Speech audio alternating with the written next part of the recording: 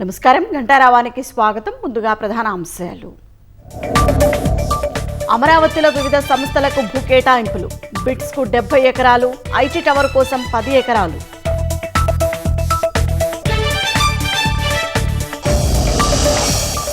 వైసీపీని వేడుతున్న కీలక నేతలు. మర్రి రాజశేఖర్ బాటలోనే మరికొందరు ఎమ్మెల్సీలు.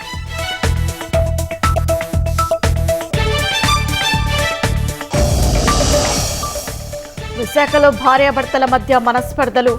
5 నెలల బిడ్డను చంపిన భార్య.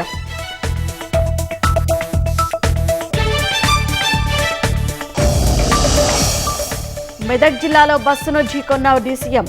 విజయనగరం జిల్లాకు చెందిన 2 మహిళల మృతి.